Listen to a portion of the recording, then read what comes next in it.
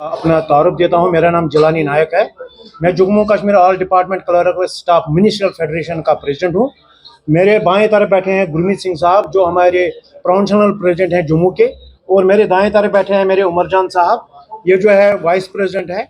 हमारे दाएं में बैठे हैं हमारे आशीष शर्मा साहब, ये भी वाइस प्रेसिडेंट है हमारे लाड़का मिनिस्ट्रियल फेडरेशन के। उसके साथ हमारा आपके सामने एक नए चेहरे को आज इंट्रोड्यूस कराना चाहते हैं। हमारे खुदा साहब हैं, जो हमारी MTS यूनियन है उसके प्रेसिडेंट चुने गए हैं, जो हमारा कॉन्स्टिट्यूएंट है। और मैं आपका सबका शुक्रिया अदा करना चाहता हूं कि आप एक शॉर्ट नोटिस में यहाँ पर आए हैं।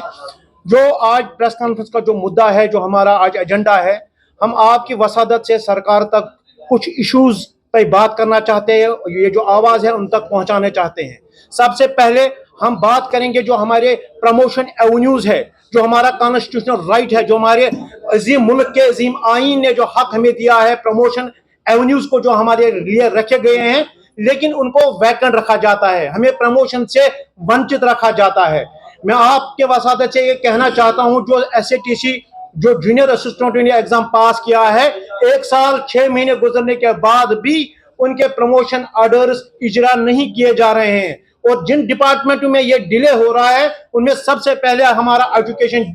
डिपार्टमेंट जो जम्मू है, डायरेक्टरेट स्कूल एजुकेशन जम्मू, और उसके बाद हमारा डायरेक्टरेट जो है सोशल वेलफेयर है, उसके बाद हमारा जो हमारा डायरेक्टरेट ऑफिस है R&B का, उसके बाद हमारा इरिगेशन, जिससे ये सिस्टम सारा जो है डिफ्यूज हो रहा है, यानी सिस्टम अपने तरीके से काम नहीं कर रहा है। इस मुद्दे को लेकर हम कल डिप्टी चीफ मिनिस्टर साहब से मिले और उनके सामने ये बात रखी कि इन डिपार्टमेंट्स में जिन जो क्लर्कल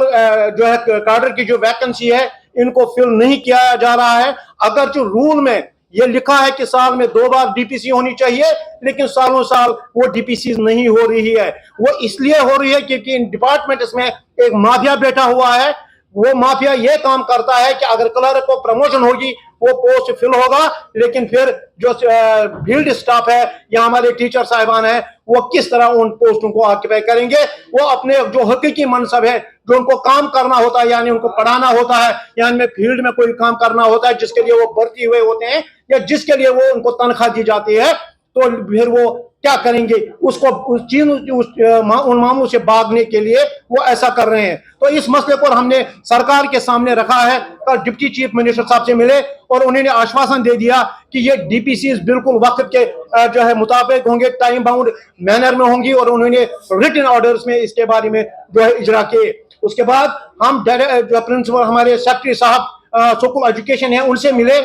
मैं आपके वसादत से कहना चाहता हूं कि सेक्रेटरी साहब ने बड़ा इस चीज का नोटिस लिया और उन्होंने उसी समय ऑन स्पॉट ही डायरेक्टर जो है डायरेक्टरेट जो जम्मू है उनसे DPCs के डेट्स मांगे और वो फिक्स कराए, और 15 से 20 तारीख तक वो जो है जो हमारी पोस्टें वहां पर वैकेंट है, उनके लिए DPC होगी। मैं आपके सामने रखना चाहता हूं ये बात कि जो जम्मू डिवीजन है, एजुकेशन हमारा सबसे बड़ा महकमा है, यहाँ पर हमारे 24 SO पोस्टें हैं, लेकिन उसमें 21 वैकेंट है। इसी तरह हमारे 115 के करीब हमारे हेड असिस्टेंट की पोस्टें हैं, तो वहां 71 वैकेंट है। इसी तरह हमारे सीनियर असिस्टेंट जो मेन फ्रंट लाइन फंक्शनरी है हमारे दफ्तरों में, वहां 327 जो हमारे सीनियर असिस्टेंट वैकेंट है। मैं आपको कहना चाहता हूं, क्या ये जब 350 या 400 की वैकेंसी है, जब यहाँ पर 400 टीचर बैठेंगे, वो काम करेंगे इनके बदले, तो हमारा एजुकेशन सिस्टम कहाँ होगा। हमारी जो प्रमोशन है, जो हमारा कॉन्स्टिट्यूशनल राइट है, वो हमसे छीना जा रहा है। तो सेक्रेटरी साहब का हम शुक्रिया अदा करना चाहते हैं कि उन्होंने बड़ा नोटिस लिया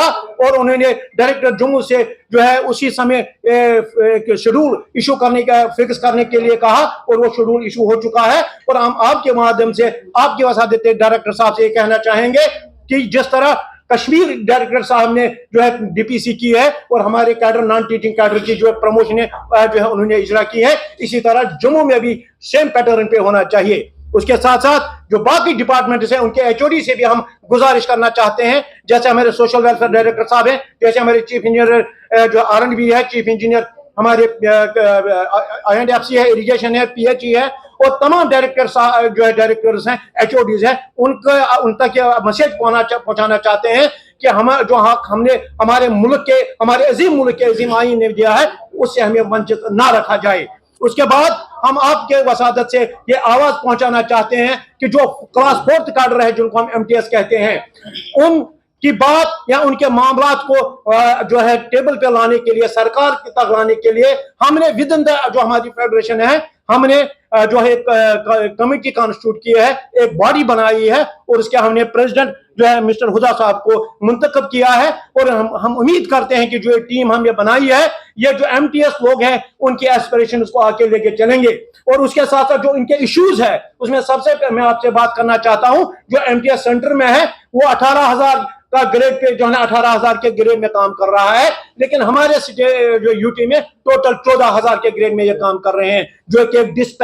डिस्पैरिटी है, जो कि अदम मसावात है, उसको दूर करने के लिए हम गवर्नमेंट से आह्वान करते हैं, अपील करते हैं कि इस डिमांड को फुलफिल किया जाए। मेरा एक सवाल रहेगा उसके